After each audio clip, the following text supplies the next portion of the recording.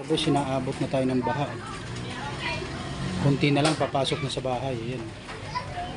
Hanggang dyan yung baha natin mga kabarbers. Hanggang doon muna yung mga bata sa loob. Sa kapitbahay natin mga kabarbers. Ayan.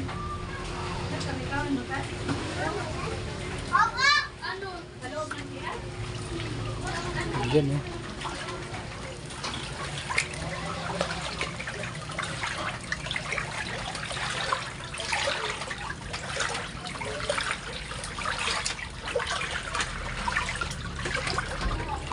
Kunti na lang mga kabarbers, abutin yung kwarto natin. Ayun yung kwarto natin mga kabarbers.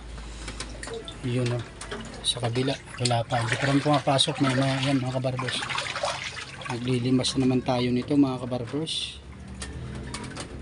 Ang hirap talaga pag pasukin ng baha. Sa kusina wala pa mga kabarbers. Yan, pinagpapatong-patong na natin yung mga gamit dyan mga kabarbers, para hindi madali ng baha. Yan o, yung tubig o, hanggang dito oh. Nga mga kabarbers, sinabot na tayo ng baha oh. Yun mga kabarbers, pumasok na sa atin yung baha. Napakahirap mga kabarbers kapag pasukin ka ng baha. Pati pagpasok mo sa trabaho mga kabarbers, nadidisturbo, di tayo makapasok. Wala tayong kita ngayon mga kabarbers. Yun oh, mataas na mga kabarbers yung tubig eh.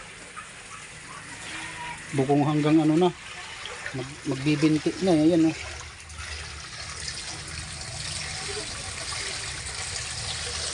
Hirap mga kabarbers.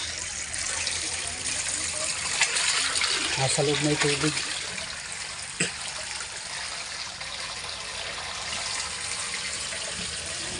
Inakyat ko na rin yung aparador namin mga kabarbers. Nandito na sa lamisa. Ayan oh. Nasa lamisa na yung aparador. Sige, napasok na rin hanggang kwarto mga kabarbers. Yung tubig.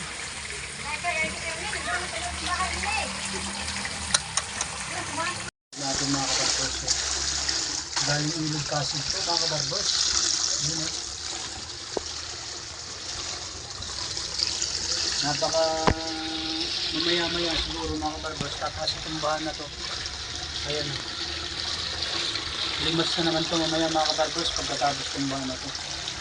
At hindi nararanasan natin dito sa ilog. Ilog kasi talaga. Kapag ilog ka talaga ng ilog mga kabarbers, matutabutin ka talaga ng bahan. Ayan o, takit ang takit yung tubig mga kabarbers. Wala nang ulan, tapos ng ulan, baha na lang. Hindi man lang tayo ngayon nakapasok sa trabaho natin. Yung trabaho natin. Bagay, wala din namang customer mga kabarbers.